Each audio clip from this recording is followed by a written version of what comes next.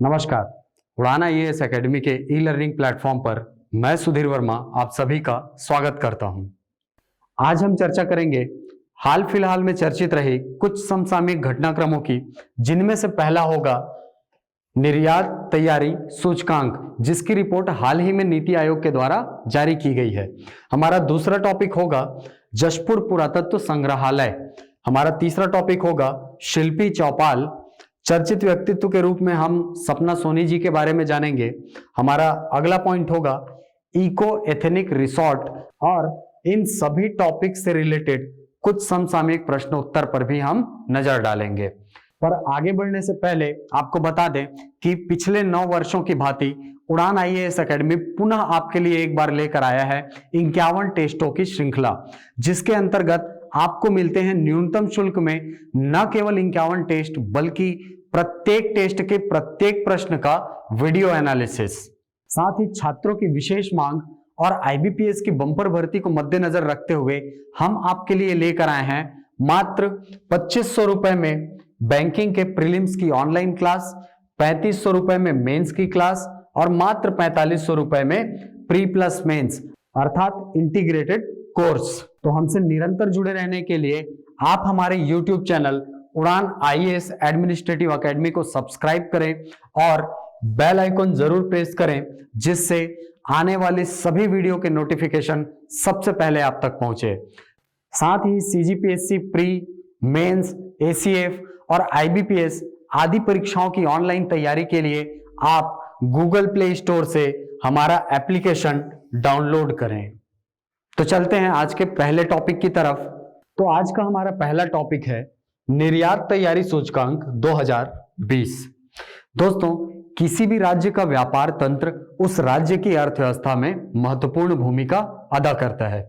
इसी बात को ध्यान में रखकर नीति आयोग भारत सरकार ने एक ऐसा सूचकांक जारी किया है जिसके अंतर्गत उन सभी कारकों को समावेशित करने का प्रयास किया है जो उस राज्य की निर्यात की तैयारियों को बताते हैं। इसी को हम क्या कहते हैं? निर्यात तैयारी सूचकांक। ये नीति आयोग के द्वारा पहली बार जारी किया गया सूचकांक है। तो इसके अंतर्गत राज्यों को कुल 4 कैटेगरी में रखा गया है।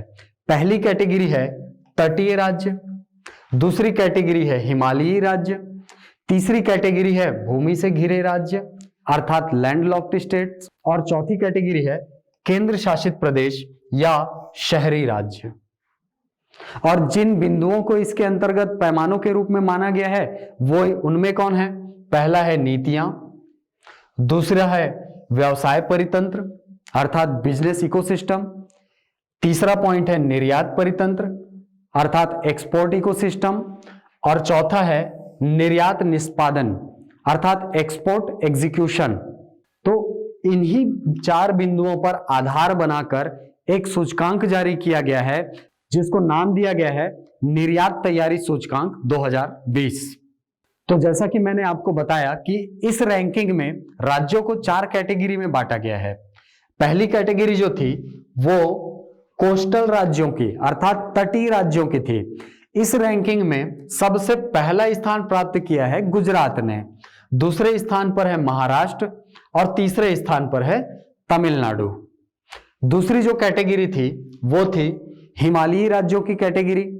इसके अंतर्गत पहला स्थान प्राप्त किया है उत्तराखंड ने, दूसरा स्थान पर है त्रिपुरा और तीसरे स्थान पर है हिमाचल प्रदेश। तो हमारी जो अगली कैटेगरी थी वो थी भू आवेष्टित राज्यों की अर्थात लैंडलॉक्ड स्टेट्स की। लैंडलॉक्ड स्टेट्स के अंतर्गत सबसे पहला स्थान प्राप्त किया है राजस्थान ने, दूसरे स्थान पर है तेलंगाना, तीसरे स्थान पर है हरियाणा और चौथे स्थान पर है हमारा छत्तीसगढ़। तो प्रश्न इस प्रकार से बनेगा कि जो भू आवेष्टित राज्य हैं उनकी निर्यात तैयारी सूचकांक के अंतर्गत छत्तीसगढ़ की स्थिति क्या है या छत्तीसगढ़ का रैंक क्या है? तो कौन सा रैंक है? चौथा रैंक है। और अंक कितने हैं? 55.95। बाकी राज्यों का याद करने की आवश्यकता नहीं है, केवल छत्तीसगढ़ का अंक भी याद रखें और छत्तीसगढ़ का रैंक भी याद रखें। अगली जो कैटेगरी थी वो थी केंद्र शासित प्रदेशों की या शहरी राज्यों की। तो इसके अंतर्गत पहला स्थान प्राप्त किया है दिल्ली ने, दूसरे स्थान पर है गोवा, तीसरे स्थान पर है चंडीगढ़ और चौथे स्थान पर है पुदुचेरी। ठीक, ओवरऑल रैंकिंग की अगर बात करें तो सबसे पहले स्थान पर कौन है? गुजरात, दूसरे स्थान पर महाराष्ट्र और तीसरे स्थान पर तमिलनाडु। ये तीन आपके एग्जाम के पॉइंट ऑफ व्यू से इंपॉर्टेंट है। जबकि अगर छत्तीसगढ़ के रैंक की बात करूं तो छत्तीसगढ़ का ओवरऑल रैंक है 8वां। यहां से आपको प्रश्न कैसे पूछेंगे? यहां पर आपको छत्तीसगढ़ के संबंध में प्रश्न पूछ सकता है कि निर्यात तैयारी सूचकांक में छत्तीसगढ़ की कुल स्थिति क्या है, तो आपका उत्तर हो जाएगा 8वां। लेकिन अगर आपको पूछा जाए कि भू आवेष्टित राज्यों की निर्यात तैयारी सूचकांक में छत्तीसगढ़ की स्थिति क्या है, तो आपका उत्तर होगा चौथा, जैसा कि हमने पिछले स्लाइड में देखा था। आज की वीडियो में हमारा दूसरा टॉपिक है जशपुर पुरातत्व संग्रहालय, जो कि हाल ही में जशपुर में निर्मित किया गया है। आपको पता होगा कि हमारा जो छत्तीसगढ़ है उसका उत्तरी क्षेत्र और दक्षिण छत्तीसगढ़ का क्षेत्र जनजातीय जनसंख्या और जनजातीय संस्कृति के मामले में बहुत अधिक समृद्ध है। तो इसी बात को ध्यान में रखकर छत्तीसगढ़ सरकार ने यह प्रयास किया है कि जनजातीय संस्कृति को सुरक्षित रखने के लिए एक संग्रहालय का निर्माण किया जाए। तो इस संग्रहालय में आकर्षण के प्रमुख केंद्र कौन होंगे?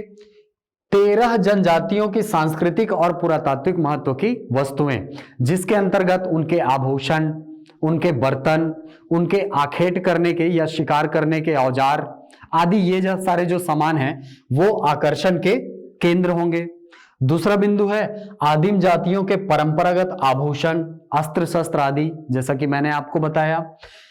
आदिवासी संस्कृति में दैनिक जीवन की उपयोगी वस्तुएं, लघु पाषाण उपकरण, नवपाषाण उपकरण और ऐतिहासिक उपकरण, जिनका प्रयोग आदिम संस्कृति में आदिम जनजातियों के द्वारा किया जाता था।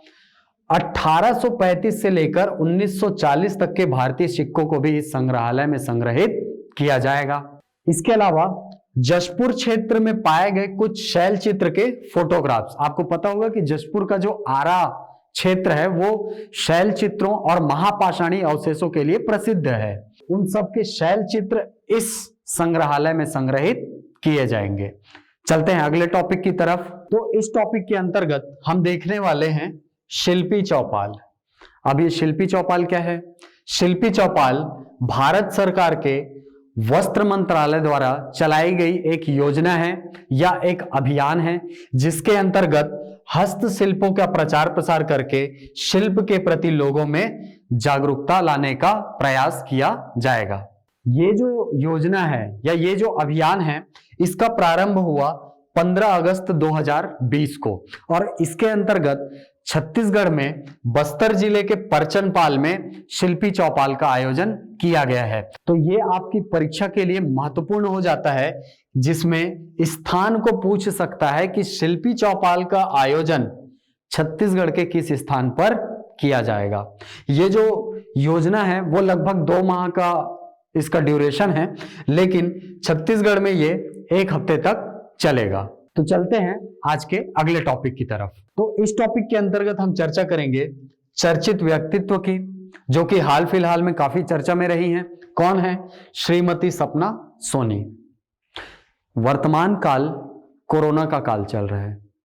इस समय सर्वाधिक अगर किसी चीज की आवश्यकता है तो नवाचार की है। प्रत्येक क्षेत्र नवाचार की मांग कर रहा है। तो शिक्षा के क्षेत्र में नवाचार करते हुए श्रीमती सपना सोनी ने शिक्षण कौशल के साथ नवीन और आधुनिक अध्यापन विधियों का उपयोग करते हुए एक नवाचारी शिक्षण विधि विकसित की। इसीलिए इनको 5 सितंबर को शिक्षक दिवस के मौके पर महामहिम श्री राष्ट्रपति के द्वारा राष्ट्रीय पुरस्कार प्रदान किया जाएगा। इसीलिए ये चर्चा में है। अब बात करते हैं इनसे जुड़े कुछ अन्य तथ्यों की। तो पहली बात यह कि राष्ट्रपति द्वारा 5 सितंबर को पुरस्कृत करने के लिए देश भर से कुल 47 शिक्षकों का चयन किया गया है। उनमें से हमारे प्रदेश की श्रीमती सपना सोनी एक हैं। श्रीमती सपना सोनी दुर्ग जिले के जेवरा सिरसा में एक अध्यापिका हैं और भौतिक विज्ञान की शिक्षिका हैं। तो चलते हैं अगले टॉपिक पर। तो हमारा अगला टॉपिक है इको एथेनिक रिसोर्ट। अब इस एथेनिक शब्द का मतलब क्या है? एक ही मूल के लोगों को क्या कहा जाता है? एक एथनिक समूह माना जाता है। अर्थात ऐसे जनजातीय समूह या ऐसे समूह जो एक ही मूल या एक ही संस्कृति या एक ही सभ्यता से जुड़े हों, उनको क्या कहा जाता है? एथनिक समूह कहा जाता है। हमारा जो छत्तीसगढ़ है वो जनजातीय संस्कृति के अनुसार बहुत अधिक समृद्ध राज्य है। तो इस समृद्धि को अक्षुण्ण बनाए रखने के लिए वर्ष 2016 में ट्राइबल टूरिज्म सर्किट की परियोजना स्वीकृत की गई है। इसका लक्ष्य क्या है? लोगों को जनजातीय संस्कृति से परिचित कराना, अर्थात हमारी जो छत्तीसगढ़ की संस्कृति है उसको वैश्विक स्तर पर क्या करना? प्रसिद्ध करना। तो छत्तीसगढ़ राज्य में पर्यटन को बढ़ावा देने के लिए ट्राइबल टूरिज्म सर्किट के अंतर्गत कुल 13 स्थानों का चयन किया गया है, जिसके अंतर्गत 96 करोड़ रुपए की राशि लगाकर इको एथेनिक टूरिस्ट रिसोर्ट का निर्माण किया जाएगा। अब ये प्रस्तावित स्थल कौन कौन से हैं? जशपुर है, कुनकुरी है, मैनपाट, कमलेश्वरपुर जो कि मैनपाट के अंतर्गत आता है, महेशपुर, कुर्दर, सरोधा दादर। सरोधा दादर कहाँ है आपका? कवर्धा में, गंगरेल, नथिया नवा गांव जो कि कांकेर का स्थल है, कोंडागांव, जगदलपुर, चित्रकोट एवं तीरथगढ़। तो इन 13 स्थानों पर टूरिस्ट रिसोर्ट बनाकर जनजातीय संस्कृति से बाहर के लोगों को परिचित कराकर हमारे छत्तीसगढ़ की संस्कृति को वैश्विक करने का प्रयास ही क्या है? इको एथेनिक रिसोर्ट है। इसके अंतर्गत 3 इको एथेनिक रिसोर्ट जो हैं वो निर्मित किए जा चुके हैं। हाल ही में कुर्दर जो कि बिलासपुर में है, सरोधा दादर जो कि कबीरधाम जिले में है और धनकुल जो कि कोंडागांव में है। इन 3 स्थानों पर इको एथेनिक रिसोर्ट का निर्माण किया जा चुका है। तो चलते हैं कुछ समसामयिक प्रश्नों की तरफ। पहला प्रश्न है, हाल ही में नीति आयोग द्वारा जारी की गई निर्यात तैयारी सूचकांक के अंतर्गत राज्यों को 4 क्षेत्रों में बांटा गया है। हमने बताया था आपको 4 क्षेत्र में बांटा गया है। प्रत्येक कैटेगरी में प्रथम स्थान के संबंध में असंगत युग्म कौन सा है? ऑप्शन है तटीय राज्य में गुजरात, हिमालयन राज्य में हिमाचल प्रदेश, भू आवेष्टित राज्य में राजस्थान और केंद्र शासित प्रदेशों में दिल्ली। तो आपको पता है कि तटीय राज्य में गुजरात सही है, भू आवेष्टित राज्यों के अंतर्गत राजस्थान सही है, केंद्र शासित प्रदेशों के अंतर्गत दिल्ली सही है, लेकिन हिमालयन राज्यों के अंतर्गत कौन था? उत्तराखंड था, न कि हिमाचल प्रदेश। इस प्रकार से आपका उत्तर हो जाएगा ऑप्शन बी। हिमालयन राज्य में कौन प्रथम है? उत्तराखंड प्रथम है। चलते हैं अगले प्रश्न की तरफ जो है, हाल ही में नीति आयोग द्वारा जारी की गई निर्यात तैयारी सूचकांक में छत्तीसगढ़ किस पायदान पर है? तो देखिए यहां पर उसने प्रश्न पूछा है नीति आयोग द्वारा जारी की गई निर्यात तैयारी सूचकांक में, मतलब वो आपसे ओवरऑल डेटा की मांग कर रहा है, ना कि लैंडलॉक्ड स्पीसीज में अलग से पूछ रहा है। तो हमारा स्थान क्या था? 8वां स्थान था।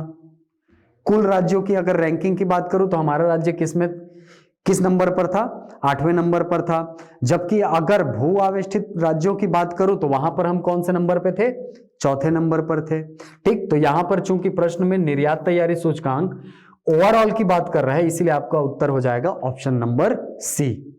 चलते हैं अगले प्रश्न की तरफ। लीजिए आपका अगला प्रश्न है, हाल ही में नीति आयोग द्वारा जारी निर्यात तैयारी सूचकांक में छत्तीसगढ़ को लैंडलॉक्ड राज्यों की सूची में किस स्थान पर रखा गया है? अभी बताया आपको 4थे स्थान पर हैं हम। चलते हैं अगले प्रश्न की तरफ। जशपुर जिले में नवनिर्मित जशपुर पुरातत्व संग्रहालय में कितनी जनजातियों की सांस्कृतिक और पुरातात्विक महत्व की चीजों को संरक्षित करके रखा गया है? आपको बताया कि कुल 13 जनजातियों के जो सांस्कृतिक सामान हैं या सांस्कृतिक वस्तुएं हैं उनको जशपुर पुरातत्व संग्रहालय में संग्रहित करके रखा जाएगा। तो इसका उत्तर हो जाएगा ऑप्शन नंबर सी। चलते हैं अगले प्रश्न की तरफ। हाल ही में चर्चा में रही शिल्पी चौपाल के संबंध में सही कथन का चयन करें। मतलब कौन सा कथन सही है इसके संबंध में हम चर्चा करेंगे। तो पहला पॉइंट है, यह भारत सरकार द्वारा आयोजित की जा रही है? बिल्कुल। यह कार्यक्रम 15 अगस्त 2020 से प्रारंभ की गई। आपको बताया मैंने कि ये जो स्कीम है वो 15 अगस्त 2020 से प्रारंभ की गई है। इस कार्यक्रम के अंतर्गत छत्तीसगढ़ के बस्तर जिले में शिल्पी चौपाल का आयोजन किया गया। हाँ, मैंने बताया कि बस्तर जिले के परचनपाल में शिल्पी चौपाल का आयोजन किया गया था। अगला है, शिल्पी चौपाल का मुख्य उद्देश्य हस्तशिल्प का प्रचार कर शिल्प के प्रति लोगों में जागरूकता पैदा करना है। यह ऑप्शन भी सही है, तो आपका उत्तर हो जाएगा उपयुक्त सभी कथन सही है। तो चलते हैं अगले प्रश्न की तरफ। तो हमारा अगला प्रश्न है, आगामी शिक्षक दिवस के उपलक्ष्य में देश भर के कितने शिक्षकों को राष्ट्रपति सम्मान हेतु चयनित किया गया है? तो मैंने आपको बताया कि देश भर के कुल 47 शिक्षक 5 सितंबर के दिन शिक्षक दिवस के मौके पर पुरस्कृत किए जाएंगे, जिनमें से एकमात्र शिक्षिका छत्तीसगढ़ से कौन है? श्रीमती सपना सोनी जी हैं। तो इसका उत्तर क्या हो जाएगा? Option number C, 47। तो ये थे कुछ समसामयिक घटनाक्रम जो कि हाल फिलहाल में काफी ज्यादा चर्चा में रहे हैं। उम्मीद करता हूं कि ये समसामयिक घटनाक्रम आपके परीक्षा हेतु अत्यंत महत्वपूर्ण साबित होंगे। धन्यवाद।